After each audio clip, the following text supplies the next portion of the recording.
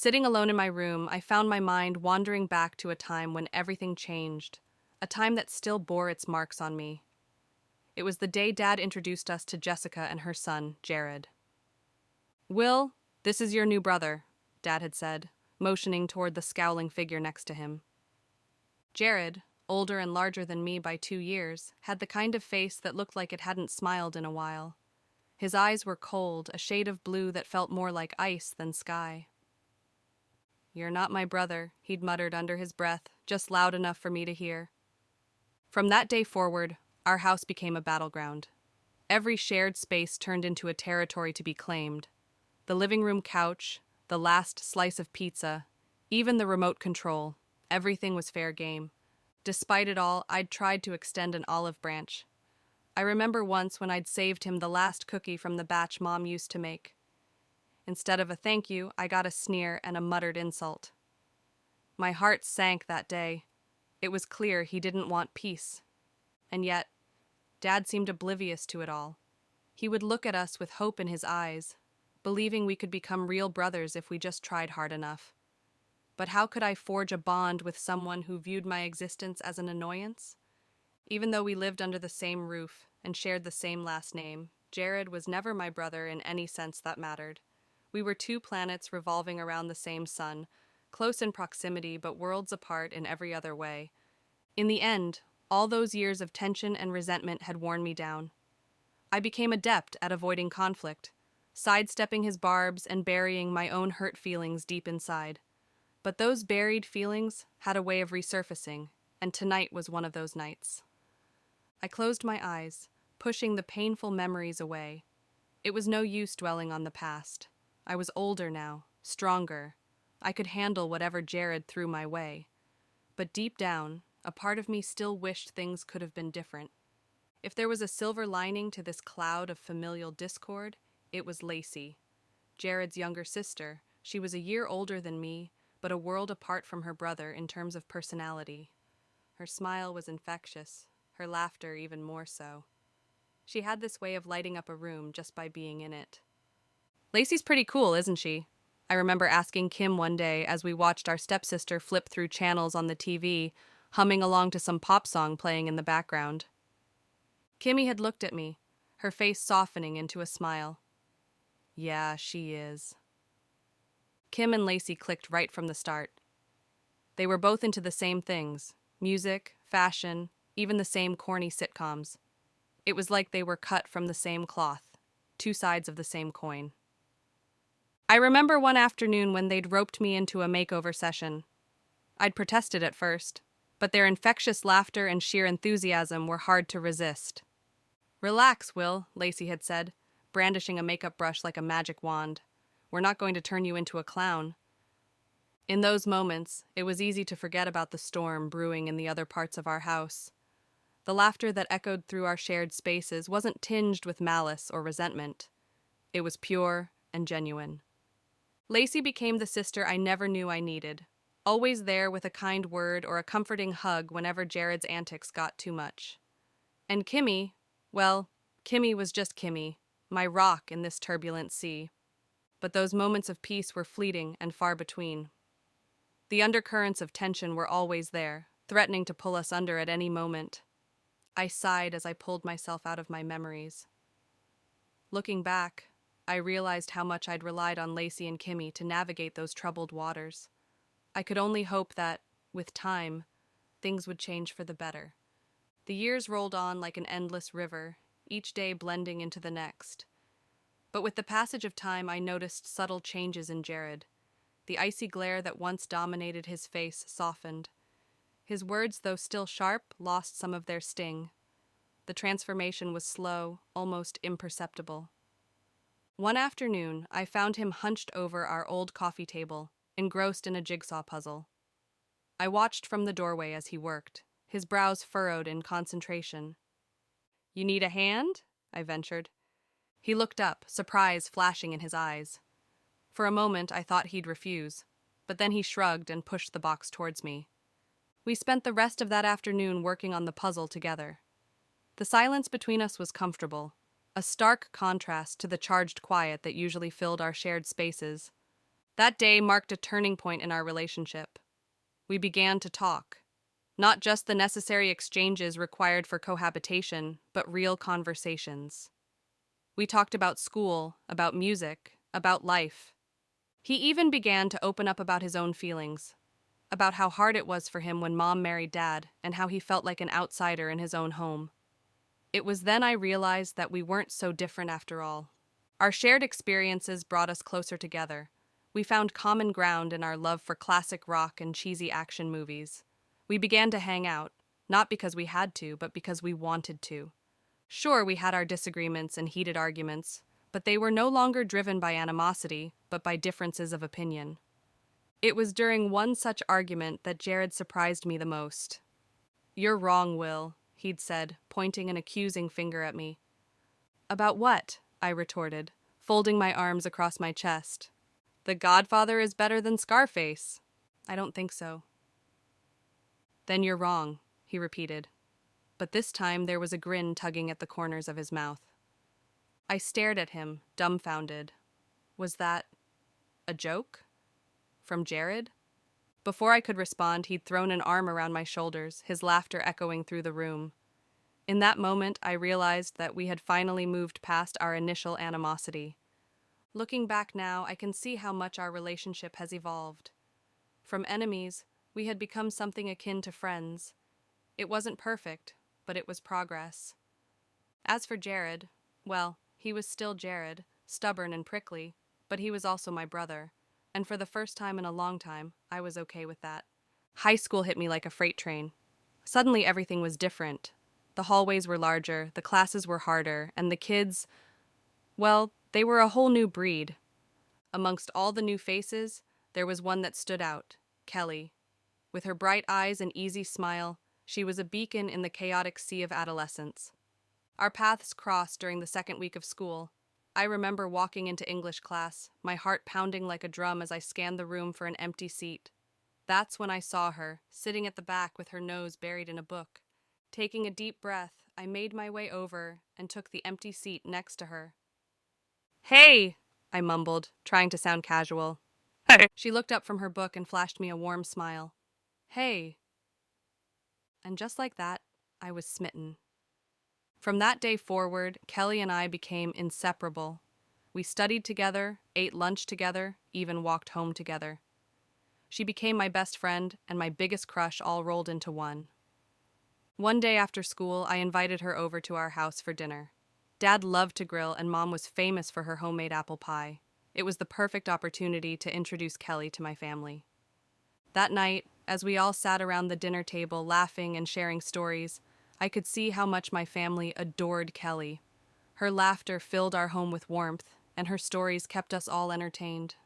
Lacey was particularly taken with Kelly. They shared a love for vintage fashion and old movies. By the end of the night, they were swapping fashion tips and planning a movie marathon.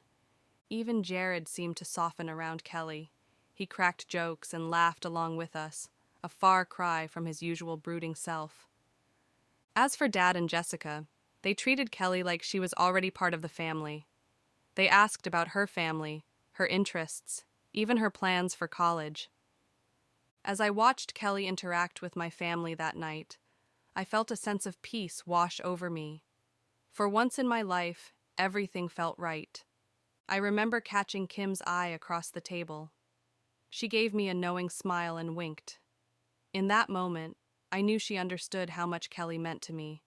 High school may have been overwhelming at first, but having Kelly by my side made it bearable. More than bearable, actually. It made it exciting. For the first time in a long time, I was looking forward to what lay ahead. College. It was supposed to be a ticket to a better future, an escape from the mundane routines of high school. But no one ever told me about the countless sleepless nights, the piles of assignments, or the gnawing stress that seemed to cling to me like a second skin. Some days, I'd find myself sitting in the library until the early hours of the morning, poring over textbooks and notes until my eyes blurred. Other days, I'd be juggling multiple projects at once, trying to meet impossible deadlines. The stress was like a constant buzz in my head, a relentless hum that drowned out everything else. There were times when I felt like I was drowning in a sea of papers and exams. But amidst all this chaos, there was Kelly. Her presence was like a calming balm on my frayed nerves. She was my anchor in this turbulent sea of academic pressure. Kelly had this way of making everything seem manageable.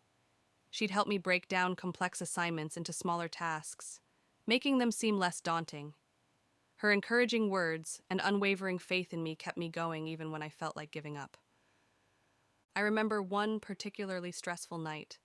I was working on a research paper that just wasn't coming together. My thoughts were jumbled, my sentences fragmented.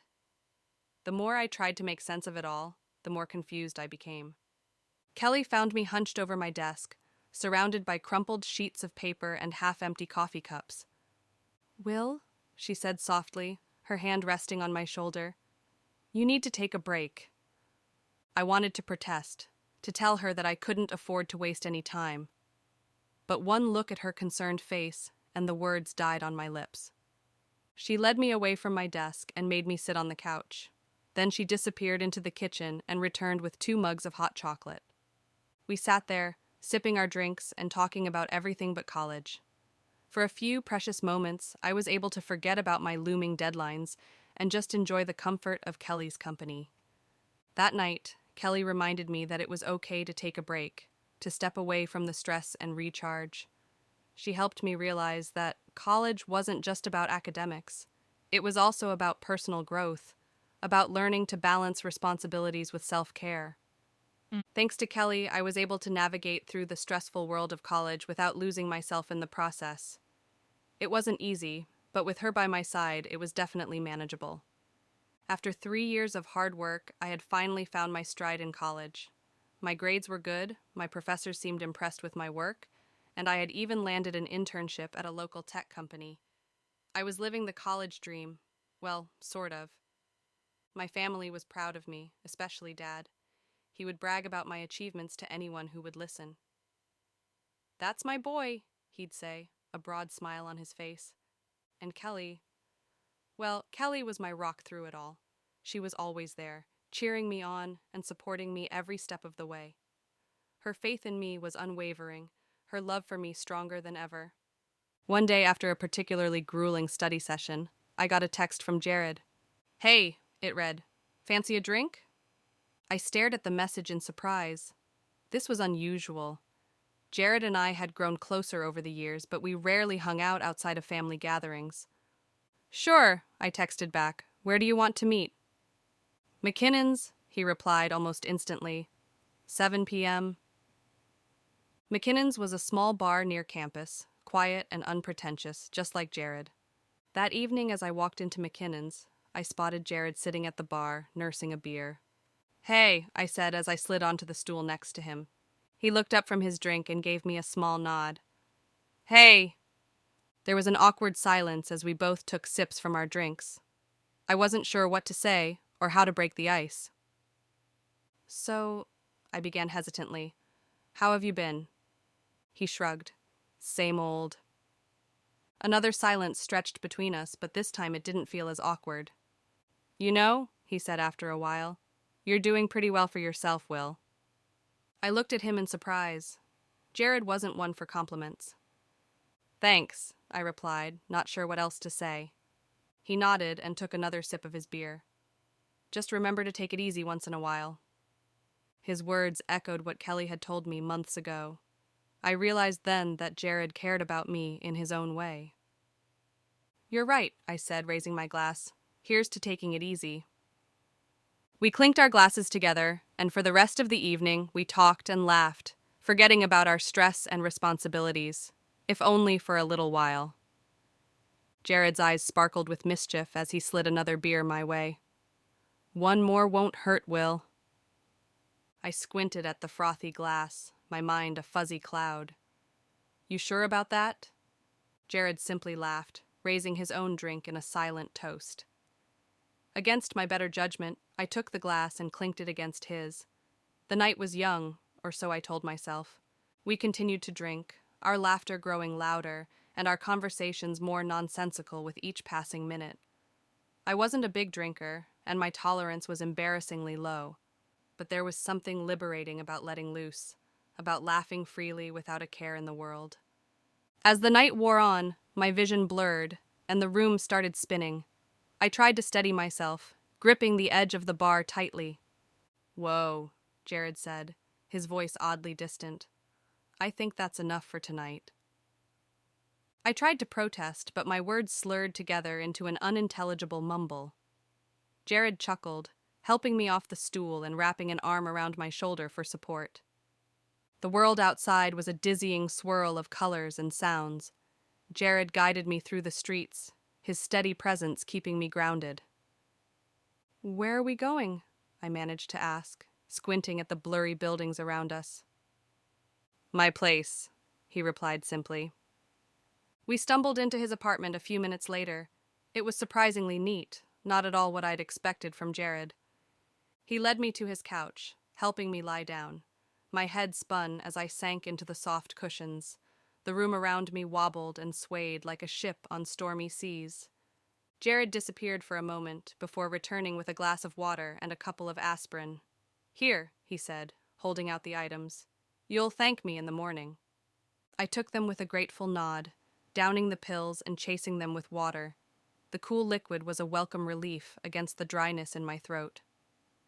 "Get some sleep," Jared said, draping a blanket over me. My eyelids felt heavy, sleep tugging at the edges of my consciousness. The last thing I remember was the soft hum of the AC and the distant sound of Jared moving around in the kitchen. And then everything went black. I woke up with a pounding headache, my mouth as dry as a desert. I squinted against the harsh morning light streaming in through the windows, my mind hazy with the remnants of last night's escapades.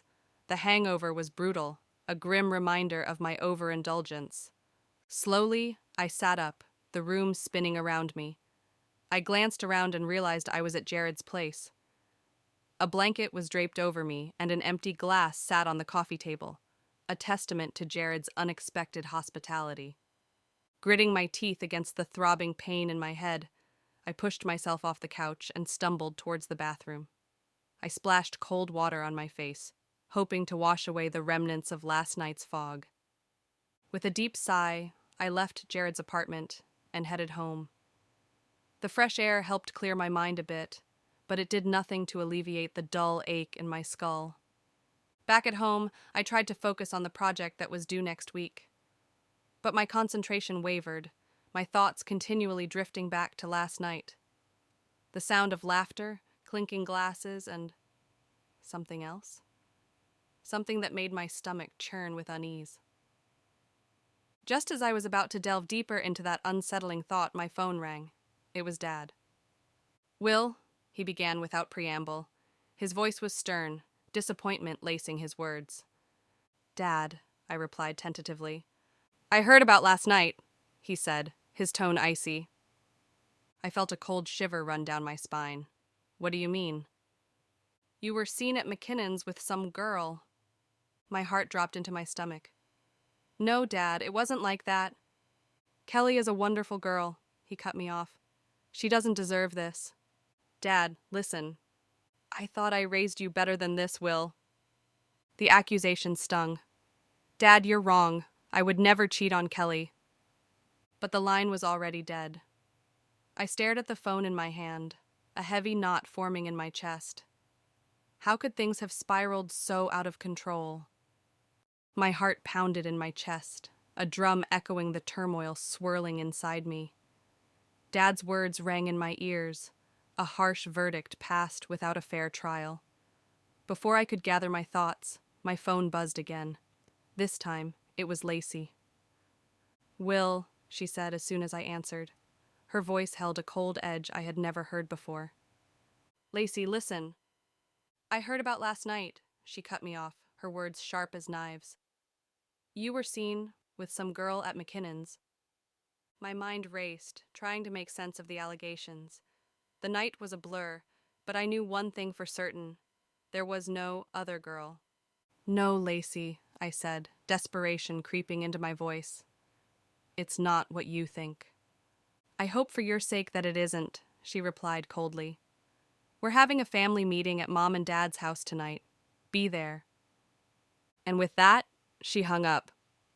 I was left staring at the phone in disbelief. The accusations were unfounded, but they had already caused a rift in my family. The thought of facing them all tonight filled me with dread. But I knew I had to set things straight, for my family and for Kelly. The moment I stepped into Dad and Jessica's house, I felt the weight of their disappointment. Their faces were etched with a mix of anger and confusion. Lacey, Kim, and Jared stood to one side, their arms crossed and expressions unreadable. Kelly was there too, her eyes red-rimmed, and her usual bright smile nowhere in sight. The room was suffocatingly silent. It was as if everyone was holding their breath, waiting for me to break the tension. And break it I did. "I didn't cheat on Kelly," I said, my voice echoing in the silence. Their expressions shifted from shock to disbelief. "Will," Jared started, his tone colder than I'd ever heard it before. "No," I cut him off, my anger flaring up. "I don't know what you've all heard or who you've been listening to, but it's not true." I turned to Jared, desperation seeping into my voice. "Tell them, Jared. You were there with me." A moment of silence hung in the air before he finally spoke up. "You got drunk, Will," he said quietly. "You left with another girl." My heart dropped into my stomach at his words. The room seemed to spin around me as confusion set in. This wasn't how it was supposed to go. Why was Jared lying? "No," I protested weakly, feeling my resolve crumble under their accusing stares. But no one seemed to believe me. Their expressions remained hardened and disappointed. I wouldn't. My words trailed off into nothingness as the reality of the situation sank in. I looked around at my family, my eyes pleading for them to believe me. But all I saw were hardened faces and disappointment etched in their eyes. A wave of anger washed over me then. Anger at the situation, at Jared for lying, at myself for letting things get so out of hand. "Why would you lie about this?" I demanded, turning to face Jared squarely. He didn't answer right away, instead opting to stare back at me with a cold, hard gaze that made my blood run cold. "I'm not lying," he finally said, his voice as icy as his gaze. "But—" My protest died on my lips as the full weight of his betrayal hit me. Why would Jared do this? What could he possibly gain from it? My mind raced with questions, but no answers came. All I knew was that everything had gone horribly wrong, and for the first time in a long time, I felt utterly alone. A smirk crossed Jared's face as he pulled out his phone. "Well, Will," he said, his voice heavy with an accusation I didn't understand. "Maybe this will jog your memory." He held up his phone, displaying a picture that made my blood run cold. It was me, my arm draped around a woman I didn't recognize, a foolish grin on my face. The bar behind us was unmistakably McKinnon's. "No," I protested, my voice barely a whisper. I took a step back, shaking my head in disbelief. "I don't even know her." Jared's smirk widened into a smug grin. "Maybe you were too drunk to remember." Kelly's eyes darted between the picture and me, her face pale and stricken. Tears welled up in her eyes, spilling over and streaking down her cheeks. "Kelly," I reached out to her, but she recoiled from me as if burned. "No," she choked out between sobs. "How could you, Will?" The room spun around me as I struggled to comprehend what was happening. Jared had set me up, turned my family against me, and shattered Kelly's trust in me with a single photo. I didn't...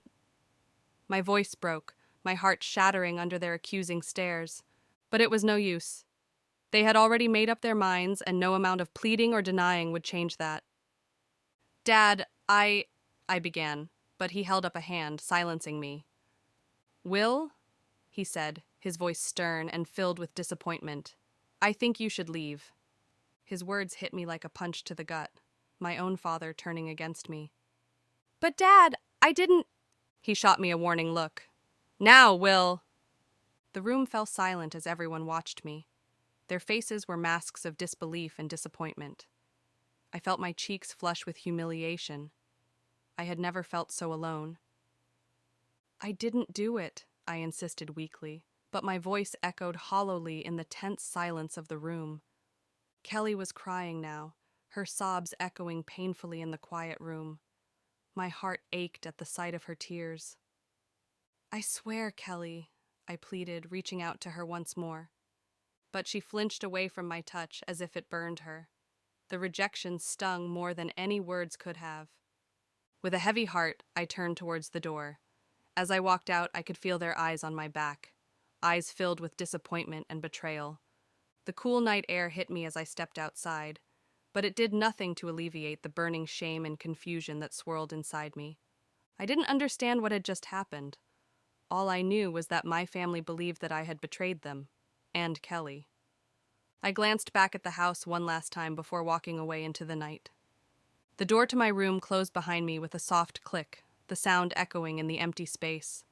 I slumped onto my bed, the familiar comfort of the mattress doing nothing to ease the turmoil inside me. My phone lay discarded on the bedside table, a silent reminder of the accusations and disappointments. I stared at it, the screen dark and unresponsive, much like my current state of mind. I knew I should reach out, try to clear my name, but each time I reached for the device, a knot tightened in my stomach. What could I say? What words could possibly fix what had been broken? The silence of my room was deafening. It wrapped around me like a shroud, heavy and suffocating. It was in these moments of solitude that doubt began to creep in. Did I really cheat on Kelly? The thought made me nauseous. But then why was there a picture? And why would Jared lie? My mind circled back to the photograph, my arm around a woman I didn't recognize, at a bar I barely remembered being at. The more I thought about it, the more real it became. Could I have? No. I shook my head vehemently, dispelling the intrusive thoughts. I would never do that to Kelly. She meant too much to me.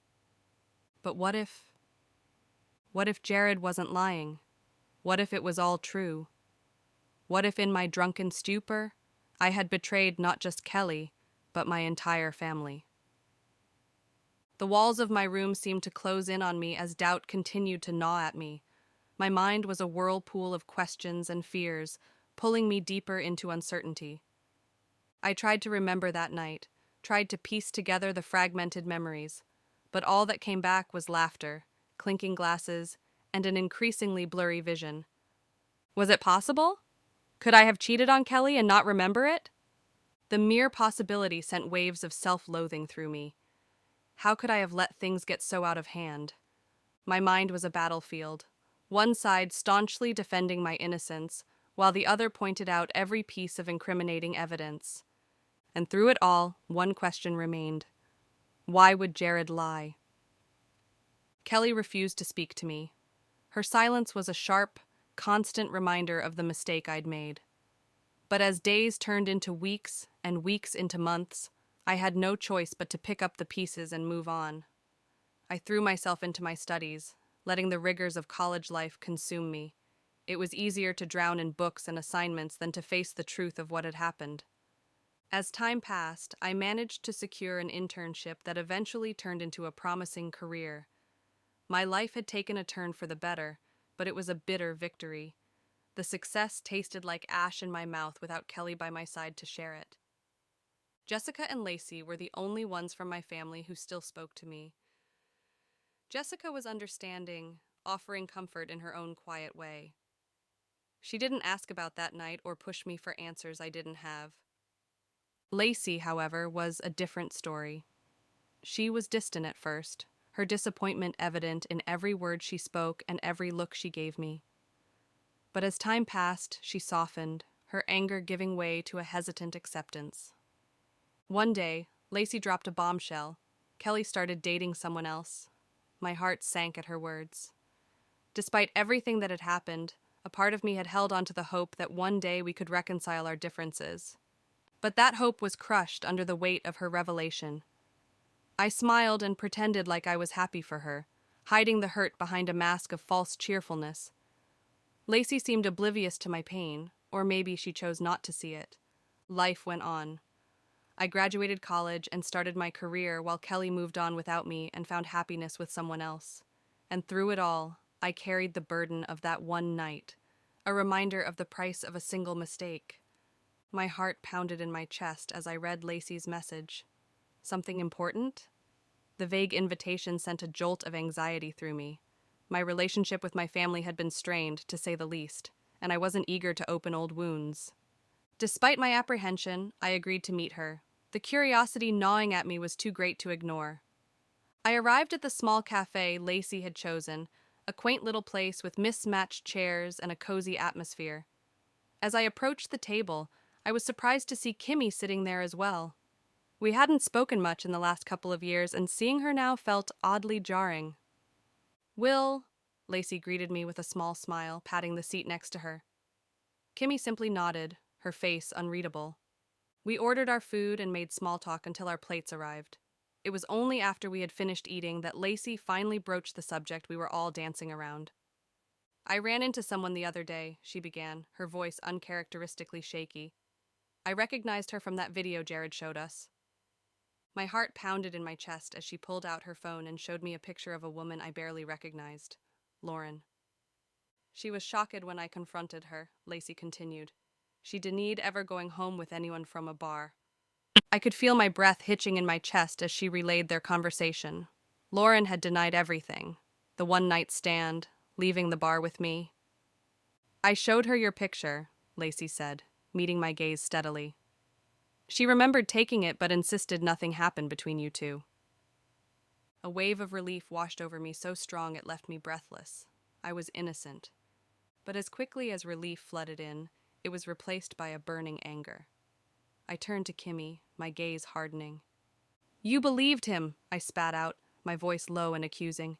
"You believed Jared's lies over your own brother."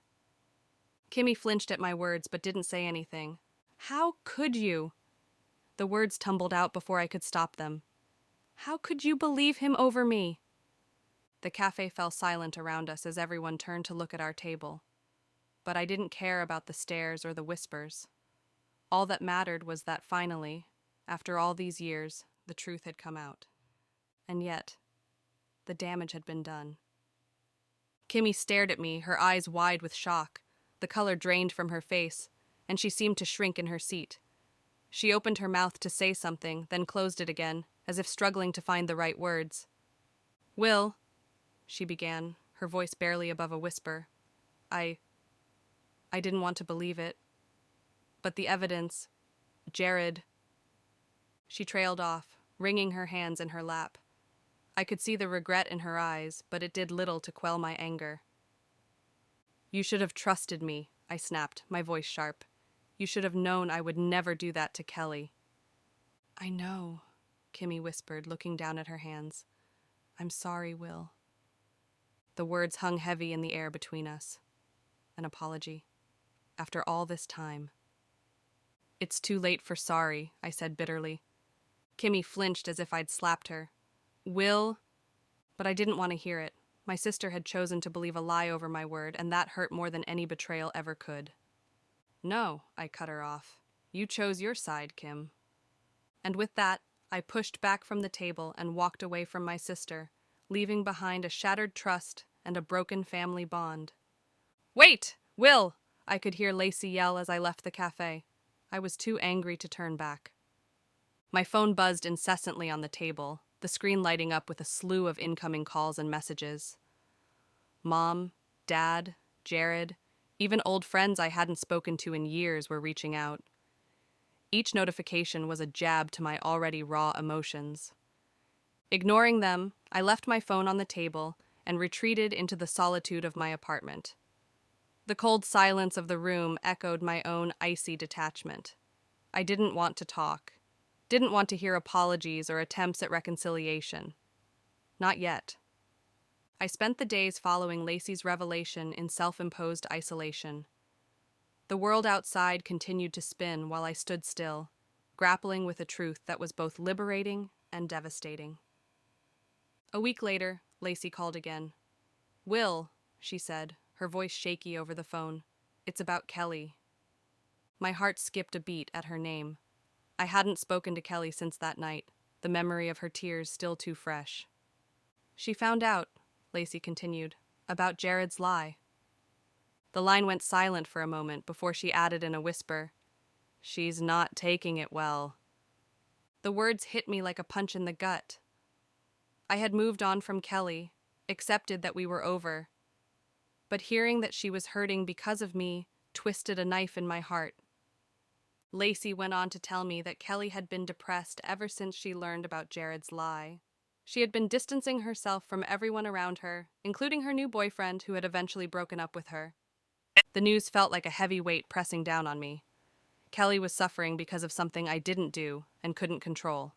Despite my anger at my family and friends for not believing me, despite the pain of losing Kelly once before, my heart ached for her now more than ever.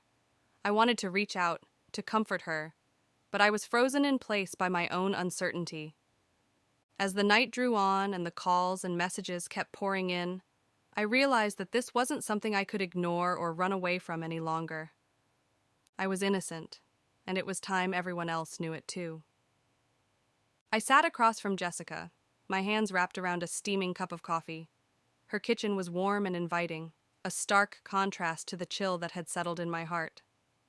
"Everyone's upset with Jared," she confessed, her fingers tracing the rim of her own mug. "They're disappointed, Will." The admission sparked a bitter laugh from me. "Well, it's a little late for that, isn't it?" She sighed, her gaze dropping to the table. "I know, I'm sorry." "Thank you," I said, the words spilling out before I could stop them. "For sticking by me. For believing in me when no one else did." Jessica smiled sadly at me, her hand reaching out to cover mine. "You're my son too, Will." Her words brought an unexpected lump to my throat. "Yeah," I murmured.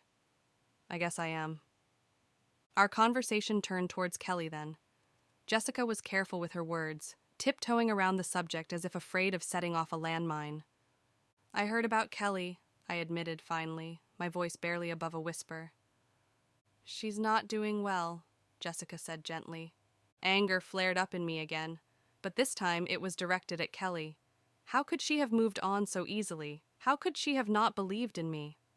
"I want her back," I admitted, surprising even myself with the confession. Jessica's eyebrows shot up at that. "Do you?" she asked softly. "Yeah," I said firmly. "I do. But nothing." I shook my head stubbornly. "She should have believed in me." "She should have," Jessica agreed quietly. The silence stretched between us as we both lost ourselves in our thoughts. "She didn't trust me," I said finally, my voice choked with emotion. "No, she didn't." There was no judgment in Jessica's voice, just quiet acceptance of the truth. "And now?" she prompted gently. "Now." I trailed off, unsure of what to say. "Can you forgive her?" she asked softly. I looked down at our joined hands and took a deep breath before answering honestly, "I don't know." After leaving Jessica's home, I sat in my car, hands shaking as I dialed a number I'd deleted but never forgotten. Jared's number. My finger hovered over the call button. It felt like a precipice, one that once stepped over, there was no turning back from. But I needed answers, needed closure. I pressed the call button. The dial tone droned on for a moment before a familiar voice echoed from the other end. "Will?" "Yeah, it's me," I said, my voice more steady than I felt. Silence fell between us, broken only by Jared's surprised stutter. I didn't expect you to call." "Well, here I am," I said flatly. Another pause. Then, "Why?" "Why?" I echoed, anger bubbling up inside me. "Why did you lie about me, Jared? Why did you tear my life apart with your petty jealousy?" He faltered. "I was jealous, Will." The admission hung in the air between us, cold and stark. "You were what?" I spat out. "I was jealous," he repeated, his voice quieter this time. "You were doing so well, I just..." "Just what?" I pressed. "I made an impulsive decision," he admitted, "and it was wrong." "Yeah," I said bitterly, "it was." "Will..." He hesitated before continuing. "I'm sorry." "Sorry?" The word echoed hollowly in my ears. Yeah, he said again, sounding almost desperate now. I'm sorry. You think sorry is going to fix this? I asked incredulously. No, I don't, he admitted quietly. But he hesitated again before pressing on. Can you forgive me? Forgive you? The words tasted bitter on my tongue. Yeah. His voice was barely a whisper now. Maybe one day, I conceded after a moment of silence. But not now. With that, I ended the call and slipped my phone back into my pocket. As I walked away from Jessica's house, Kelly's face flashed in my mind and my hand instinctively reached for my phone again. But then I hesitated. Was it too soon? Was she even ready to hear from me? I wanted to reach out to her so badly it hurt, but decided against it for now. If Kelly and I were meant to be together, we would find our way back to each other when the time was right.